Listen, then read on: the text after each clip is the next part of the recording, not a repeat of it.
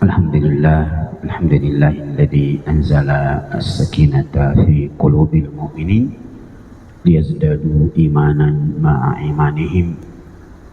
Wassalatu wassalamu ala asyrafil anbiya'i wal mursalin sayyidina wa habibina Muhammadin ibn Abdullah sallallahu alaihi wa alihi wasallam. Allahumma 'allimna bima yanfa'una wanfa'na bima 'allamtana wazidna ilman warzuqna fahman. Assalamualaikum warahmatullahi wabarakatuh. Alhamdulillah, Ibu sekalian, kita memuji Allah Subhanahu wa taala dengan kalimat hamdalah. Semoga dengannya limpahan nikmat selalu tercurah kepada kita sekalian. Tidak lupa kita bersalawat kepada Nabi kita, Nabi besar Muhammad sallallahu alaihi wasallam. Ibu sekalian, kita ulang hadis ke-12 di kitab Ibu, 11 di saya. Masih tentang niat. Nanti ada beberapa poin yang belum kita sampaikan pelajaran dari hadis ini. Kita baca hadisnya dari sahabat yang mulia Abul Abbas. Beliau mengatakan, Rasulullah bersabda, sesungguhnya Allah Ta'ala mencatat semua kebaikan dan keburukan. Dapat Ibu hadisnya? Hadis ke-12 sama Ibu.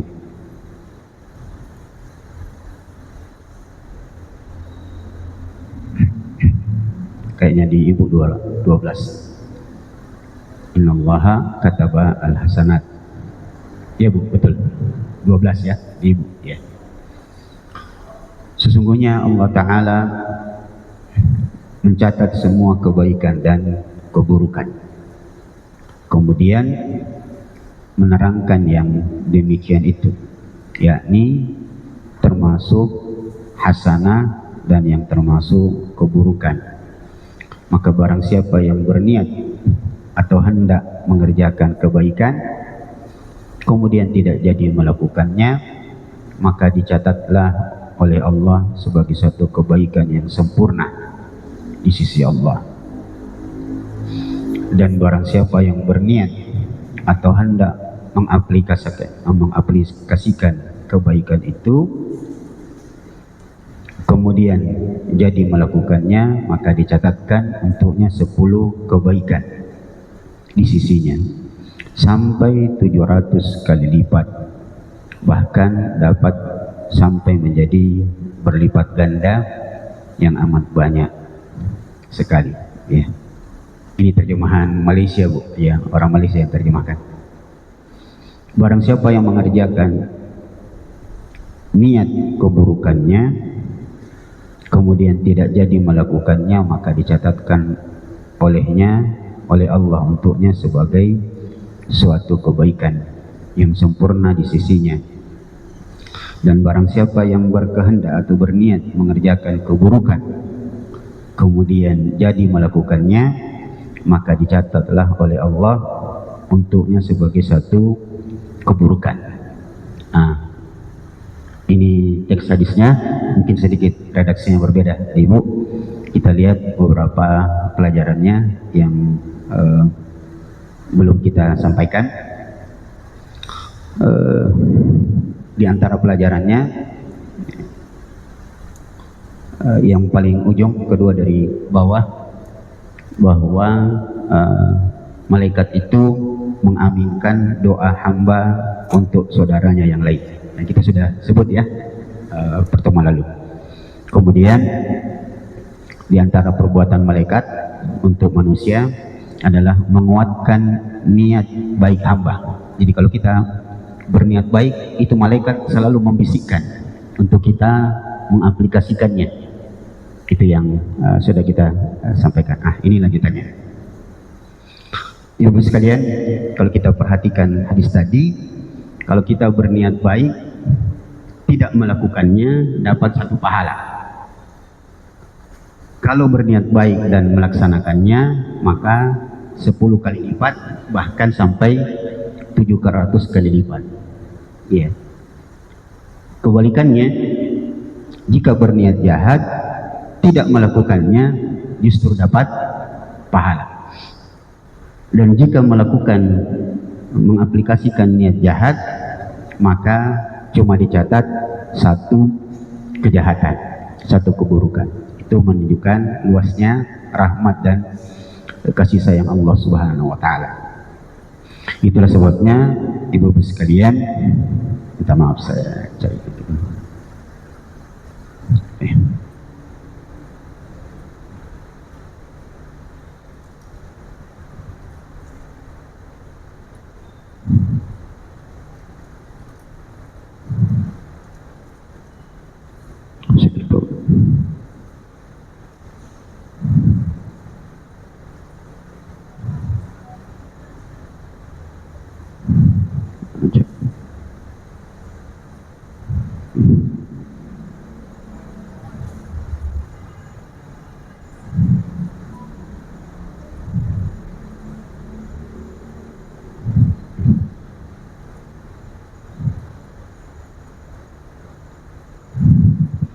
begini aja.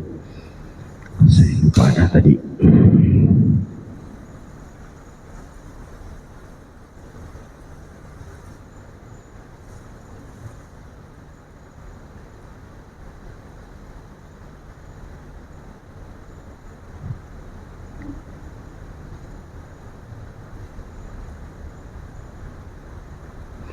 Ibu bayangkan saja, saya lupa tadi taruh di mana namanya. Bahwa surga itu adalah keutamaan dari Allah, fadilah atau hadiah dari Allah. Sedangkan hubungannya dengan neraka adalah balasan keadilan. Bagaimana caranya? Jadi lupa saya bikinkan gambaran dulu.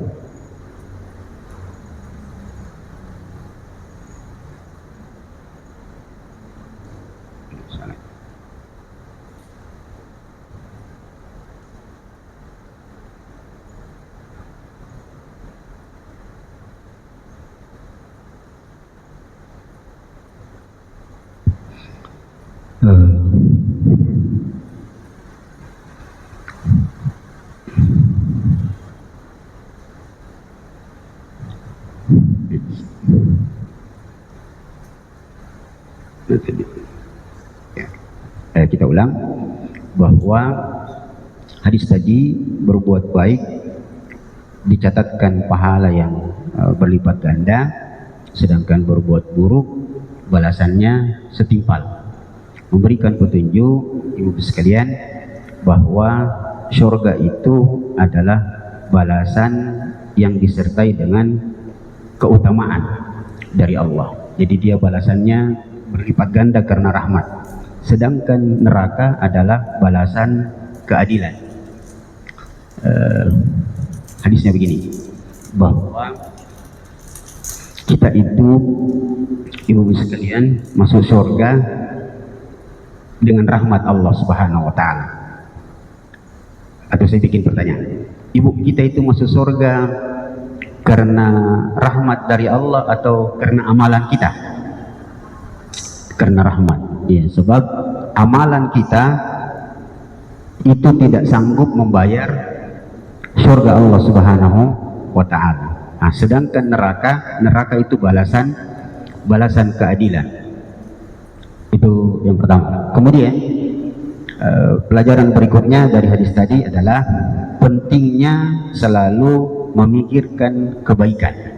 Jadi kita diajarkan oleh agama kita untuk yang ada di otak kita adalah hal-hal yang baik. Dan ternyata dalam ilmu kedokteran itu kalau selalu memikirkan keburukan, dia ternyata mengganggu otak depan kita. Apa itu istilah dopamin? Dopamin.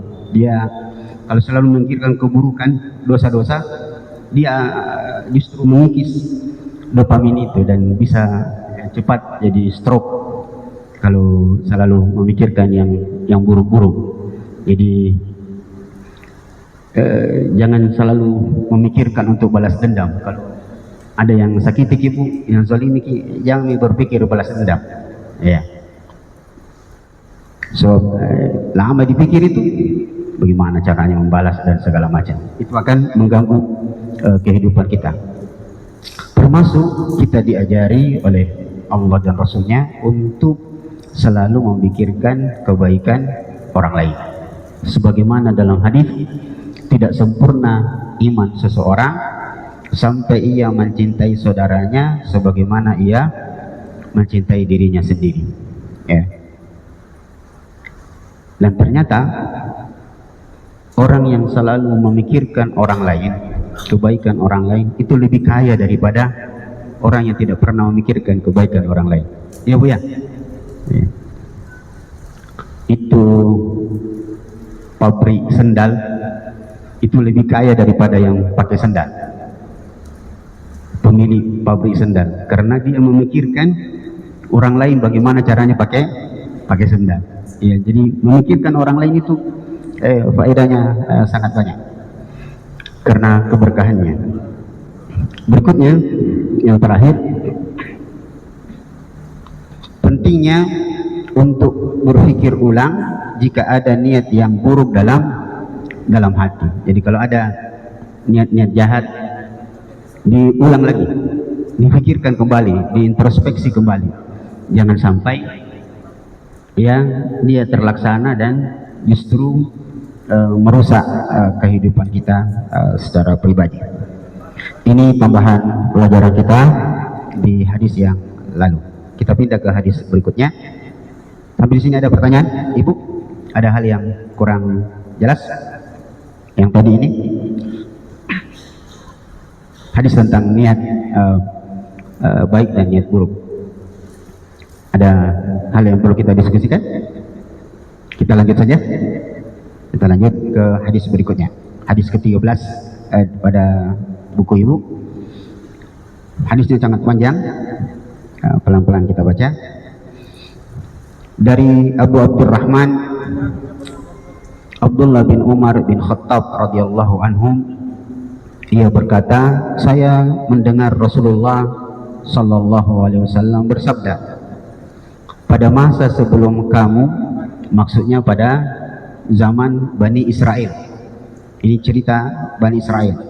Jadi Rasulullah bersabda menceritakan tentang Bani Israel.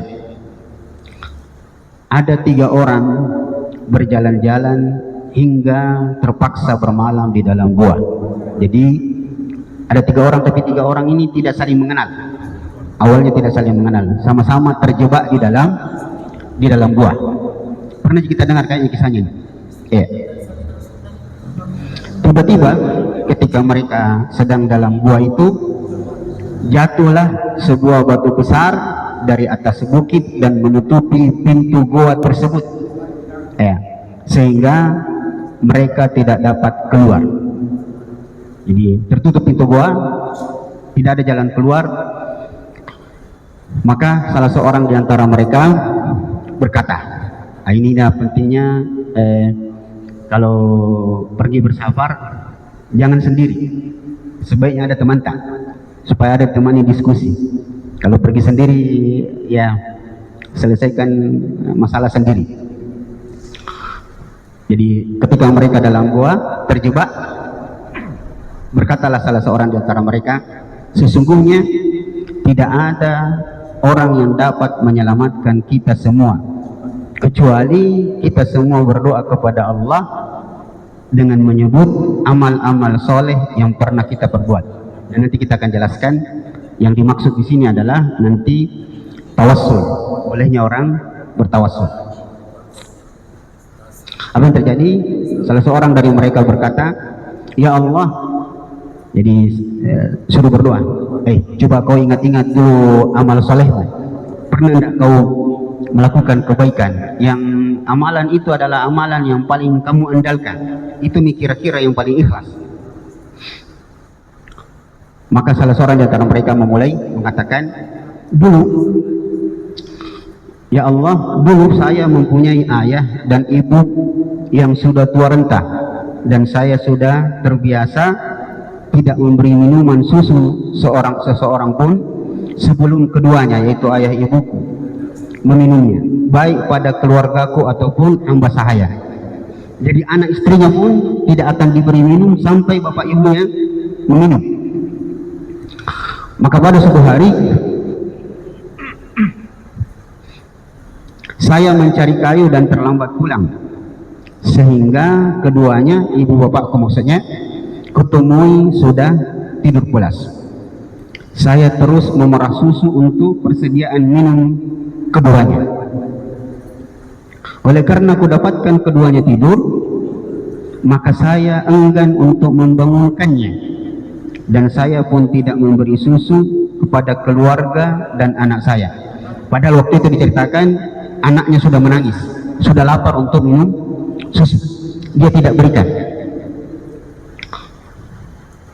Sebelum saya memberi minum kepada kedua orang tua saya, maka aku tunggu keduanya hingga terbit fajar. Bayangkan, anak istrinya sudah lapar di malam hari, tidak dikasih juga karena kedua orang tuanya. Hingga terbit fajar, dan akhirnya bangunlah keduanya sehingga meminum susu yang saya perahkan itu. Padahal semalam itu anak-anakku menangis terisak-isak di dekat kakiku. Ya Allah, inilah bentuk tawassulnya. Ya Allah, jika saya berbuat demikian, yaitu tidak memberi susu kepada keluargaku kecuali setelah ibu bapakku, karena benar-benar mengharapkan keridhaan-Mu, maka geserkanlah batu yang menutupi gua itu. Jadi dia bergerak, jadi betul-betul sempit, bergerak sedikit tapi tidak ada, seperti bukan celah. Tidak bisa orang, bahasa Makassarnya itu amose, bahasa Indonesianya itu mose, Bu. Kalau ini sempit kita mose begitu bahasa Makassar. Tidak ada kayaknya bahasa Indonesia jadi, ya. Kalau batunya bergeser, tapi untuk orang masuk bersempit-sempit. Kalau bahasa Makassar itu amose namanya.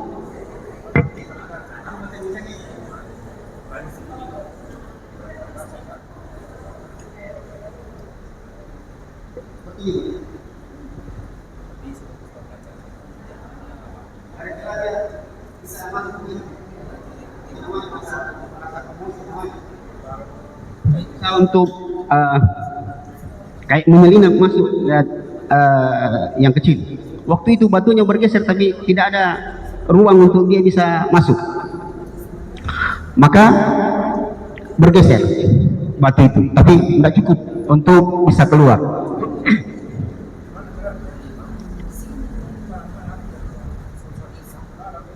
Hanya saja mereka belum bisa keluar. Kemudian orang yang kedua berdoa mengatakan, ini penting sekali Bu kisahnya, ya, yang harusnya didengar laki-laki. Ya Allah, ini orang kedua, orang pertama yang berbakti kepada kedua orang tuanya. Ya Allah, sesungguhnya saya mempunyai saudara sepupu yang sangat saya cintai. Nah, ini memberikan petunjuk boleh menikah sepupu. Kalau kita di Indonesia, orang Sulawesi tidak mau kawin sama sepupu apalagi sepupu satu kali, tidak mau Bu. Orang Sulawesi tidak mau menikah sama sepupu satu kalinya. Padahal sepupu satu kali bagus. Yang namanya juga sepupu kan bisa dipupuk. Ya. Saya sangat mencintainya sebagaimana lazimnya seorang laki-laki mencintai wanita. Lalu saya sangat ingin, dalam riwayat ingin menikahinya, tapi dia pernah menolak lamaranku. Ya. Sehingga saya sampai ingin memperkosanya, tapi ia selalu menolaknya. Selang beberapa tahun ia tertimpa kesulitan keuangan, sehingga ia datang kepadaku, kemudian meminta pinjaman. Kayaknya ada yang lepas. Maka saya serahkan kepadanya 100 dinar dengan syarat ia menyerahkan kehormatannya kepada saya. Pada riwayat yang lain dikatakan ketika dikasih itu uang, saya bilang, saya kasih, orang itu mengatakan, saya kasih kamu ini pinjaman 100 dinar dengan syarat kau serahkan kehormatanmu. Karena terdesak, wanita ini mengatakan, sepupuku mengatakan, baiklah, apa boleh buat, serahkan uang itu, saya akan menyerahkan kehormatan saya. Tapi apa yang terjadi? Ketika sudah hampir dia menzinahi sepupunya itu, sepupunya bilang, ittaqillah, bertakwalah kepada Allah. Ya, bertakwalah kepada Allah dan jangan kau merusak cincin kecuali dengan jalan yang halal. Artinya jangan kau rusak kehormatanku kecuali dengan jalan yang halal. Bisa dibayangkan dalam riwayat sudah hampir dia lakukan itu, tiba-tiba wanita itu mengatakan, bertakwalah kepada Allah, ittaqillah, jangan kau rusak cincin itu kecuali dengan jalan yang halal. Maka saya pun dalam riwayat dia loncat, dia langsung meninggalkan sepupunya itu lalu mengatakan, ambillah, dan saya telah menghalalkan uang itu. Maka ya Allah, di sini dia bilang,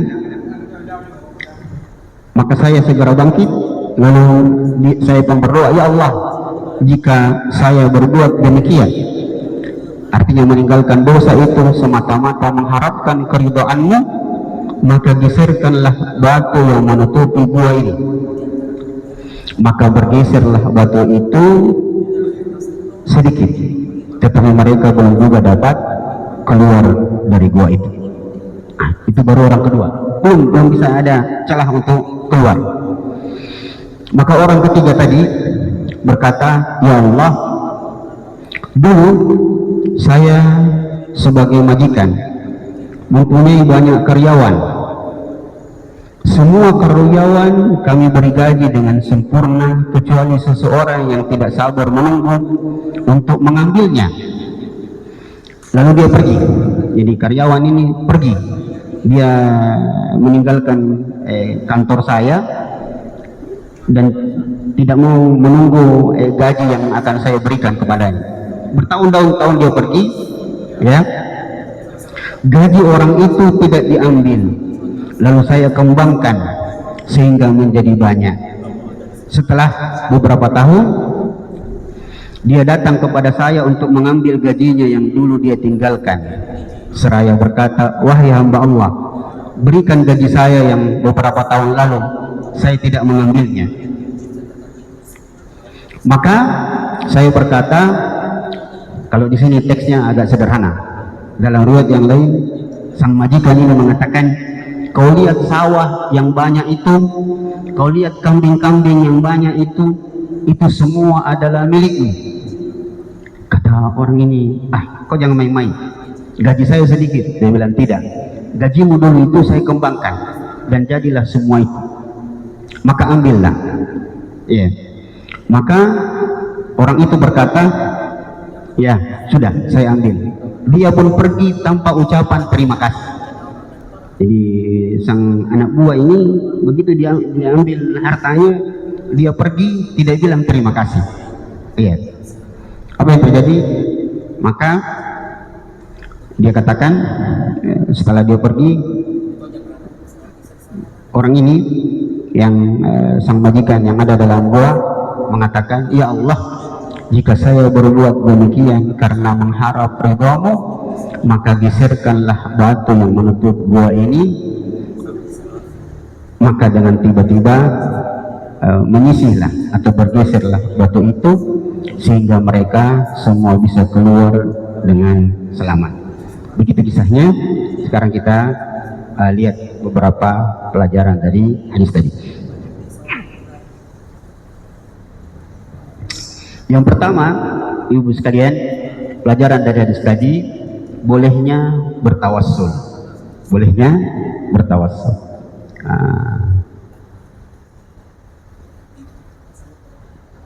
Tawassul itu 3 macam.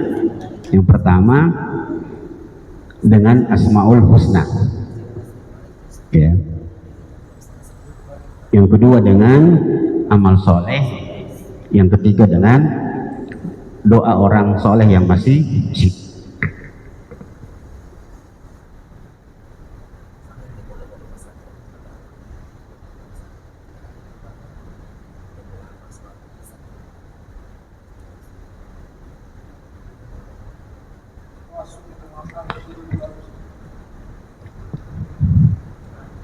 Ibu biasa dengar, atau mungkin ibu di antara ibu ada yang pernah melantunkan ini, tawassalna wabil hadi.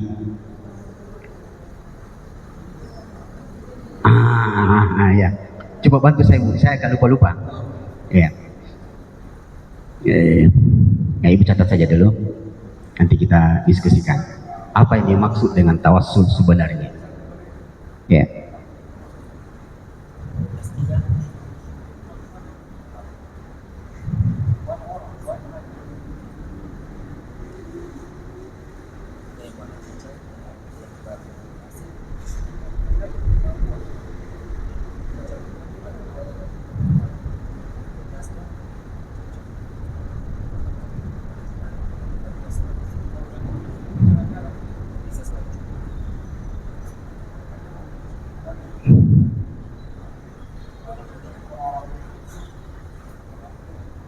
Sudah Ibu? Baik. Ibu-ibu sekalian, saya agak kesulitan jadikan cara biar begini. Ibu insyaallah dengar. Tawassul itu asal katanya wasilah, yaitu perantara. Tawassul artinya menggunakan perantara. Jadi bertawassul kepada Allah artinya menjadikan sesuatu sebagai perantara untuk kita sampai kepada Allah. Ya.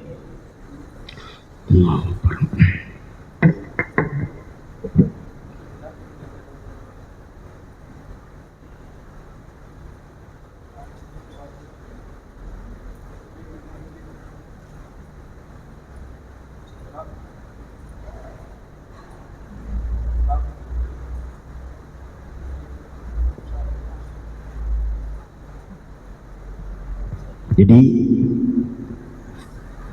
ibu sekalian, tawassul artinya perantara. Maka bertawassul artinya menjadikan sesuatu sebagai perantara menuju Allah. Ya, menjadikan sesuatu sebagai perantara menuju Allah. Nah,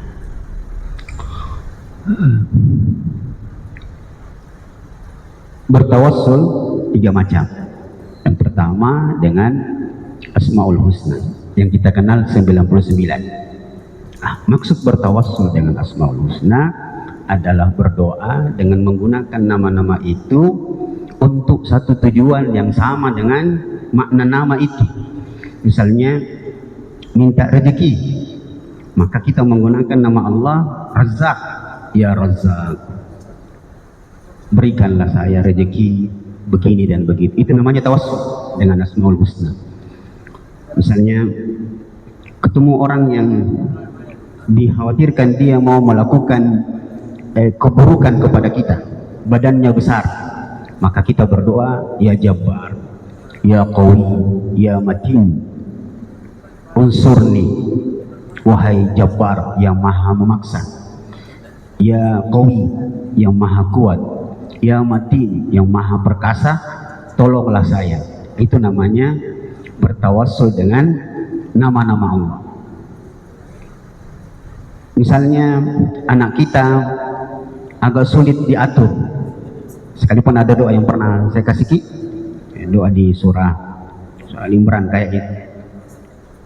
Kita berdoa, ya Rahman, ya Rahim, irhamni warham auladi.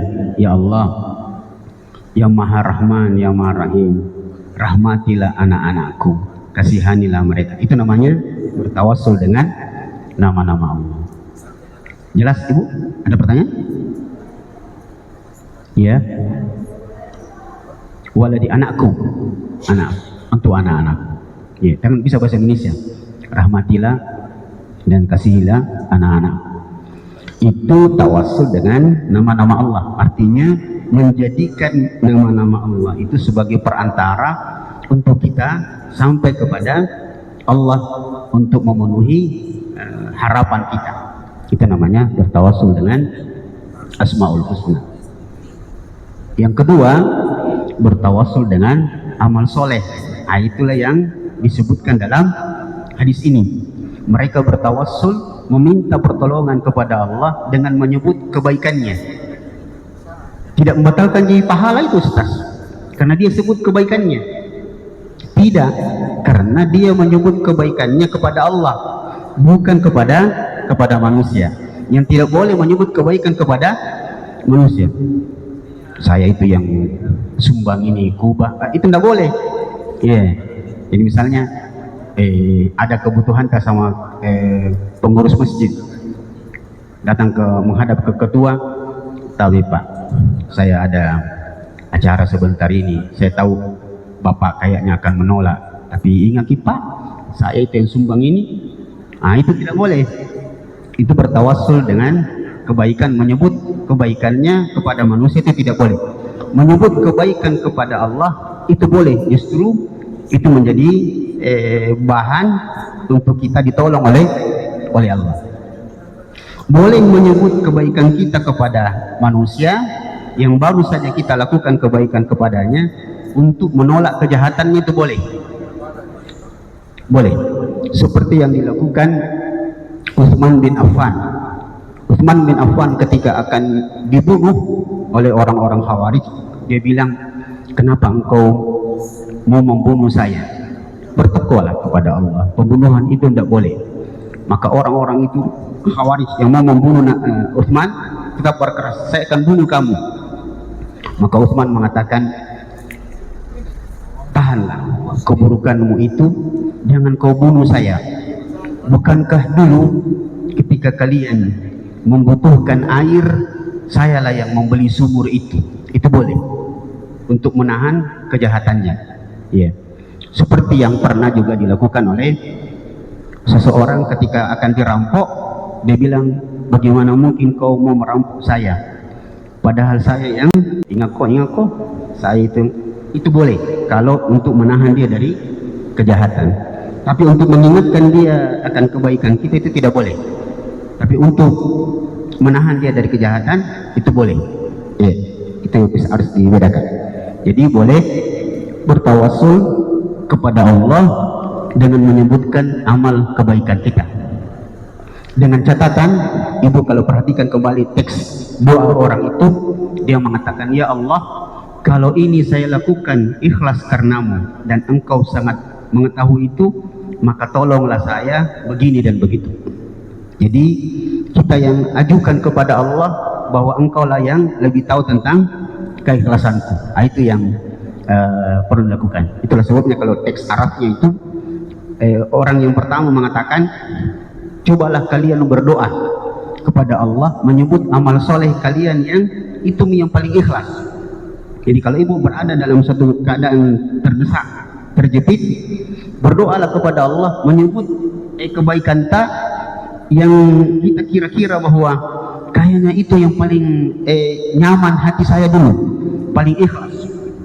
Ibu, untuk indikasi keikhlasan yang kita lakukan, ternyata disebut dalam hadis. Saya kemarin baca-baca kitab, ternyata ibu bisa mengukur keikhlasan dengan dirasa. Kalau ibu melakukan kebaikan lalu ibu senang, itu ciri ikhlas dan itu ciri orang beriman. Dan ternyata hadisnya sahih. Kemarin baca-baca, oh ini maksudnya. Nabi mengatakan, man syarrahu hasanatuhu fahuwa mu'min. Barang siapa yang bergembira dengan kebaikannya, maka dia orang beriman. Barang siapa asa'ahu sayyi'atuhu, barang siapa yang merasa gelisah dengan keburukannya, maka dia orang beriman. Jadi salah satu indikator kita sudah berbuat ikhlas, tapi jangan disebut-sebut lagi, itu untuk kita saja, adalah kita ingat-ingat, waktu saya melakukan itu saya senang sekali, artinya lapang sekali dirasa. Tidak ada perasaan ada yang mengganjal, ada yang menokok-nokok, tidak. Maka itu ciri ikhlas, maka itu bisa digunakan untuk bertawassul. Ya Allah, saya pernah kasih pengemis di jalan, dan saat itu hati saya memang langsung mau kasih saja, tidak ada pikir-pikir kasih di 5.000 mau deh atau 10.000, enggak. Itu refleks, begitu lihat orang itu mukanya, kalau sama kasar itu masih apa bahasa, melas, iya, mukanya muka melas, sini nak, sini nak, langsung kasih uang. Tapi jangan kita pegang nih anunya, jidatnya bisa kita tangkap polisi kalau laki-laki yang pegang 5 tahun, dan kayaknya divonis, sudah vonis ya, yang Pak Guru pegang jidat anak muridnya, tahu kan kasusnya di Tenggara, Sulawesi Tenggara. Pak siapa namanya kesang itu, Pak Mansir ya. Jadi peristiwanya anak itu tidak ikut upacara atau apakah, tukang sapu bilang Saki itu Pak, Saki ini orang Sulawesi. Pak gurunya pergi pegang jidatnya pegang jidatnya, itu udah pelecehan, langsung bikinkan laporan pelecehan, vonis 5 tahun. Sekarang jadi guru ya. Kayaknya seandainya saya berada di tempat fitnah seperti itu, saya paling sering masuk penjara. Kapan? Karena saya paling sering main-main sama anak-anak ya, sampai sekarang anak-anak di samping dekat rumah saya itu, kalau saya sudah naik motor, dia lihat motor saya dari ujung, karena motor saya itu Bu 2 kali kecepatan suara. Motornya belum sampai, suaranya sudah ada. Begitu muncul saya di depan lorong, itu anak-anak kalau pas dia lagi main-main langsung teriak, Ustadz. Satu lagi bilang, Abi datang. Sudah, mereka minta dibonceng, tapi dia bukakan saya pagar. Begitu masuk pagar, biasa di rumah dia berani buka bak motor saya, pasti ada gula-gula, dia ambil gula-gula, dan saya biasa pegang kepalanya anak-anak. Saya paling suka pegang kepalanya anak-anak. Yang perempuan biasa dia langsung peluk saya, saya sampai bilang sama istri saya, itu anaknya fulan di sebelah, kenapa seperti orang jarang sekali dipeluk sama bapaknya. Dia bilang, iya nih, maka bapaknya itu katanya selalu pukul itu. Jadi kalau dia di sini mengaji, itu ketemu kita, itu selalu peluk. Kalau saya lewat, Abi, langsung dia peluk saya. Kayaknya anak jarang dipeluk sama orang tuanya. Bukan cuma jarang, lebih sering dikendak tuh pede. Saya seandainya begitu bisa dilapor saya. Ini kembali ke masalah adalah ya, dilakukanlah perbuatan-perbuatan seperti itu. Kemudian yang ketiga, dengan amal soleh tadi kita ulang, dengan menyebut amalan-amalan soleh kita, dengan mengharapkan bahwa inilah kira-kira amalan yang paling ikhlas yang pernah kita lakukan. Yang ketiga, bertawassul kepada orang. Boleh bertawassul kepada orang, minta didoakan oleh orang, boleh kalau orangnya masih hidup ya. Minta didoakan sama Pak Kiai, Pak Ustadz, boleh. Tolong dulu Pak Ustadz, doakan anak saya, boleh. Yang tidak boleh adalah minta doa ke kubur di kubur. Dan sekarang ibu coba cek kembali YouTube yang Habib yang banyak membodoh-bodohi orang itu, sampai kuburan palsu dibilang sampai dapat syafaat. Sampai ada ceramahnya yang viral sekarang, Habib itu mengatakan Allah saja kalau mau menurunkan musibah, dia minta izin dulu sama Habib Fulan. Ibu pernah lihat? Coba nanti dibuka di YouTube, banyak sekarang, makanya digugat orang-orang yang mengaku Habib itu, karena dia aja bodoh-bodoh orang. Sampai muhibbinya itu, dan ada ajarannya memang. Sampai makanya ada dulu film baru-baru, sebenarnya sudah ada film yang dulu, itu judulnya Bid'ah, yang diproduksi di Malaysia. Itu dikasih begini gue, diminum. Ada, saya pernah punya filmnya, tapi Saya lupa taruh di mana di komputer saya. Ada ajaran begitu. Ya. Dan teman-teman saya pernah bilang, ada teman saya sama-sama di Madinah, dia keturunan Arab. Dia bilang, iya bu, bukan diragukan, memang pembohong. Iya. Ya Ba'lawi bilangnya, ya Ba'lawi. Iya. Jadi tidak boleh bertawassul kepada orang mati. Nabi saja melarang kita berdoa kepadanya di kuburnya, tidak boleh. Berdoa meminta kepada Nabi tidak boleh. Makanya sahabat-sahabat itu kalau mau bertawassul itu minta kepada paman Nabi, minta didoakan, bukan kepada kuburan. Ya, apalagi kalau ini yang dimaksud. Jadi boleh bertawassul tapi dengan orang yang soleh yang masih hidup. Ini yang penting. Baik. Sudah Ibu? Nah, itu. Kemudian pelajaran hadis yang kedua, keutamaan birrul walidain. Keutamaan berbakti kepada kedua orang tua. Ya. Dalam kurung bahwa berbuat baik kepada kedua orang tua menjadi sebab yang sangat mustajab. Doa kita menjadi mustajab.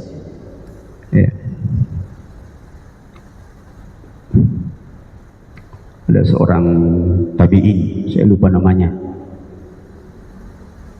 pernah ditanya, seandainya besok hari kiamat dan ibumu masih hidup, apa yang kau lakukan? Dia bilang, saya akan merawat ibu saya dan apapun yang diminta saya akan selalu mendampinginya. Ditanya kenapa?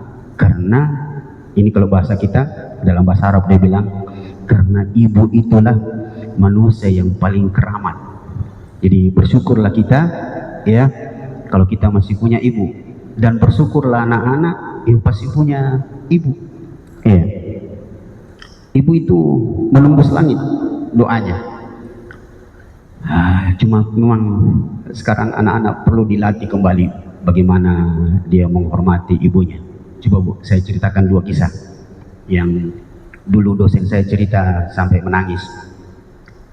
Tahu Abu Hurairah? Abu Hurairah, sahabat yang terkenal.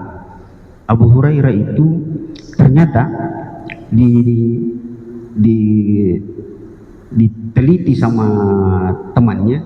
Abu Hurairah itu tidak pernah makan dengan mamanya, tidak pernah mau makan dengan mamanya. Maka suatu saat Abu Hurairah ditanya, ya Abu Hurairah, lima la ta'kul ma'a ummik?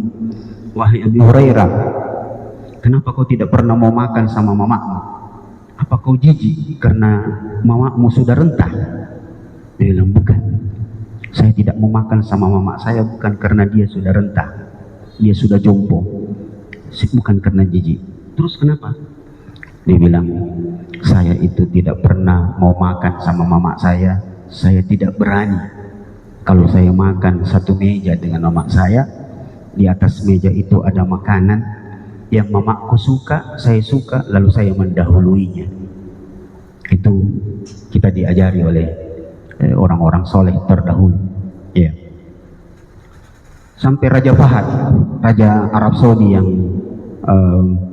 dulu itu pernah saya diceritakan sama dosen di kami di Madinah, kita belajar sejarah Arab Saudi. Itu Raja Fahad itu rumahnya 2 lantai, dia di atas, bapaknya di bawah. Rata-rata begitu orang tua, dia lebih suka di lantai bawah. Apa yang dilakukan Raja Fahad? Raja Fahad itu, ibu-ibu sekalian, kalau dia di atas dan dia tahu ada bapaknya di bawah, dia tidak akan berani melangkah. Padahal cuma dia. Itu bagaimana penghormatan seorang anak kepada orang tuanya. Dan ini terus harus selalu kita doktrin anak-anak kita untuk hormat kepada orang tuanya. Kisah berikutnya yang perlu untuk kita jadikan bahan untuk mendoktrin anak-anak kita, diajarkan oleh Ibnu Abbas. Suatu saat, kalau cerita tentang Uwais Al-Qarni kan sudah biasa kita dengar, tapi kita dengarkan kisah berikut ini. terjadi di zaman Ibnu Abbas. Suatu saat Ibnu Abbas berada di area Ka'bah yang namanya Mataf, dekat Ka'bah. Beliau kemudian melihat ada seorang anak muda menggendong ibunya tawaf. Selesai tawaf, anak muda ini mengenal Ibnu Abbas. Lalu dia mendatangi Ibnu Abbas, sepupu Rasulullah. Dia bilang, wahai sepupu Rasulullah, ketahuilah saya berasal dari Yaman. Saya berjalan kaki dari negeri saya Yaman. Yaman itu Bu, kalau berjalan bisa sampai sepekan jalan kaki. Kalau naik kapal, naik bus itu 1 malam. Saya menggendong mama saya dari Yaman menuju Mekah ini tawaf, dan tidak pernah saya berani menurunkannya dari punggung saya kecuali atas izinnya, dan saya akan tetap menggendongnya pulang. Sekarang pertanyaan saya, wahai Ibnu Abbas, apakah perbuatan saya ini sudah bisa membalas jasa ibu saya kepada saya? Maka Ibnu Abbas dalam keadaan menangis mengatakan, tidak. Bahkan setetes keringat yang keluar dari tubuh ibumu dan setetes darah yang keluar dari tubuh ibumu ketika melahirkanmu belum sanggup kau bayar, padahal kau membawanya dari negerimu untuk tawaf melakukan haji. Setetes keringatnya belum bisa kau bayar dengan perbuatan seperti yang sangat mulia. Ini yang penting untuk selalu kita ingatkan terus anak-anak kita supaya dia hormat kepada ibunya dengan penghormatan yang sesuai dengan petunjuk-petunjuk Nabi kita. Sebab begini Bu, terus terang 10 tahun terakhir kita lihat pendidikan akhlak di sekolah-sekolah ini kurang terdegradasi, terjadi degradasi yang sangat kuat. Penghormatan kepada guru, bahkan kepada orang tuanya. Saya biasa kasih tahu teman-teman yang membina tahfidz weekend itu dan pesantren-pesantren, cobalah jangan sekadar mengajarkan anak-anak menghafal, kasih dia pelajaran, kasih dia pelajaran akhlak, pelajaran fikih, supaya dia mengerti, bukan sekadar menghafal. So kita dapati beberapa anak-anak menghafal Quran tapi biasa bikin kecewa. Ini kan dibilang penghafal Quran, nah begini panggaukan anak-anaknya. Jadi ini perlu biasa kita jengkel. Anak-anak ini ya suruh menghafal Quran berulang. Ternyata penyakitnya adalah karena dia monoton menghafal Quran tapi tidak diberikan artinya wasiat-wasiat yang penting dari agama kita. Baik. Yang ketiga dari hadis tadi, motivasi diri untuk menjaga kehormatan, dan ini mirip dengan kisah Nabi Yusuf. Kita tahu kisah Nabi Yusuf yang digoda oleh Zulaikha, tapi mampu bertahan. Oh ya, sedikit tentang Nabi Yusuf. Kayaknya saya pernah cerita. Ibu tahu Nabi Yusuf di penjara berapa tahun? 7 tahun. 7 tahun. Ada satu hal yang ingin saya sampaikan berkaitan dengan ucapan ini. Kita harus selalu berhati-hati dengan ucapan. Jadi Nabi Yusuf itu Bu, ketika beberapa tahun dalam penjara kan divonis 7 tahun. Beberapa lama di penjara, yang namanya dalam penjara capek juga dia, bosan.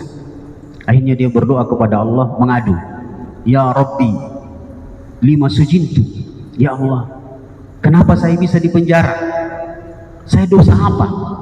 Coba dengarkan jawaban Allah. Dalam riwayat itu Allah mengatakan, antal ladzi sa'altahu, kau itu bisa masuk penjara wahai Yusuf karena kau yang minta. Kau yang minta. Nanti ibu buka surah Yusuf, di pertengahan surah Yusuf terjadi dialog. Kata Yusuf, ya Allah kenapa saya bisa masuk penjara, dosa apa yang saya lakukan? Maka Allah mengatakan, kau sendiri yang minta. Nah, di mana letak permintaannya? Ibu dapatkan di Quran jawabannya. Ternyata Yusuf itu ketika digoda oleh wanita-wanita ningrat itu, untuk melakukan perzinahan, Yusuf mengatakan, Rabbi as-sijnu ahabbu ilayya mimma yad'una ilayhi. Cuma saya agak lupa di ayat berapa surah Yusuf. Saya bukakan kita.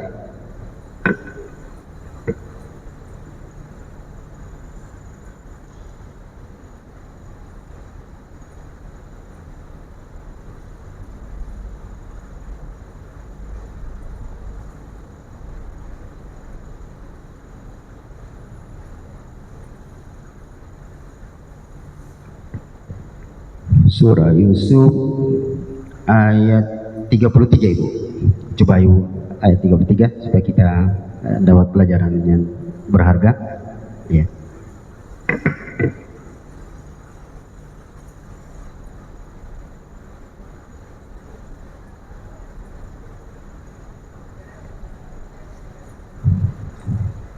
Ya. Ya. Ya.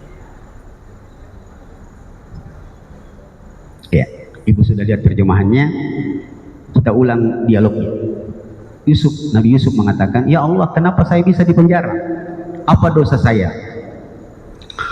Allah mengatakan, kau yang minta. Kau yang minta. Nah, sekarang permintaannya itu berada di ayat yang tadi. Nah, sekarang Ibu perhatikan baik-baik teks ayatnya. Apa ada model permintaan di situ? Tidak ada. Tidak ada permintaan di situ. Justru Yusuf itu mengatakan, kalau bahasa yang lugas, ya Allah, kalau begini ceritanya, saya lebih baik masuk penjara daripada saya mengikuti nafsu binatang mereka. Tapi sayangnya bentuk kalimat itu dianggap doa oleh Allah Subhanahu wa Ta'ala. Itu jawabannya, bahwa itulah kau yang minta. Jadi Ibu hati-hati mengucapkan kalimat, sekalipun bentuknya bukan doa, tapi kalau dia mirip dengan itu jadi doa. Bahaya sekali. Makanya Rasulullah mengatakan, la tad'u ala anfusikum, jangan kalian mendoakan diri kalian yang tidak baik, karena fa innal malaikata tu'minu, malaikat akan mengaminkannya. Yang bahasa orang tua kita sederhana sekali, yang kau sembarang bilang ada itu malaikat lewat, itu betul. Itu sebenarnya diambil dari hadis Nabi. Jangan sembarang bilang, jangan sembarang berucap. Kalau bentuknya bentuk doa, bahaya. Kenapa sekali tak kala dikasih hancur lebur masanya? Tidak boleh, bahaya. Cepat atau lambat Anda akan dapatkan itu. Sekalipun mungkin tubuhmu tidak hancur, tapi kehidupan akan hancur. Jadi hati-hati berucap. Makanya Ibu Mas'ud mengatakan, ihfad lisanak, jaga lisanmu, fa innal qadara muwakkalun bil muntiq, karena takdir Allah itu bisa diwakili oleh ucapan kita. Jangan sembarang bilang. Dan ini selalu di beberapa tahun lalu sering diulang-ulang, ya, ucapan-ucapan yang berbahaya. Yusuf saja tidak berdoa sebenarnya, dia cuma bilang, kalau bahasa kita, lebih baik saya masuk penjara daripada mengikuti. Ternyata lebih baik masuk penjara itu adalah doa. Akhirnya masuk penjara, dan 7 tahun lumayan. Jadi ini Ibu sekalian, ya, hati-hati dalam mengucapkan kalimat-kalimat, terutama kalau dia dimaksudkan sebagai doa. Ada pertanyaan? Kita lanjut. Ya. Ya. Jadi tadi keutamaan birrul walidain, dan dia menjadi sebab-sebab doa mustajab. Kedua, motivasi diri untuk menjaga kehormatan. Ya.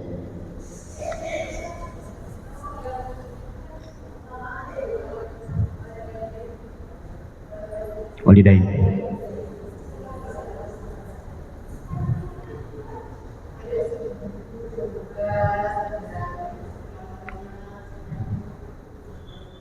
Ya boleh, bagus Bu. Cuma ini kan disebutkan beberapa perbuatan-perbuatan yang sebenarnya secara tidak sadar justru perbuatan itu menyebabkan doa kita mustajab. Jadi ada doa-doa yang dipanjatkan, itu berhubungan dengan teks, tapi ada perbuatan yang justru memudahkan orang, doanya itu jadi cepat. Iya, jelas Ibu? Jelas. Kalau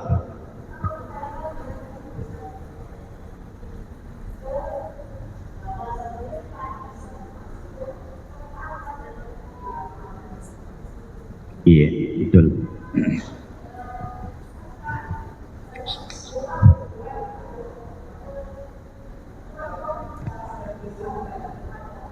Iya. Iya.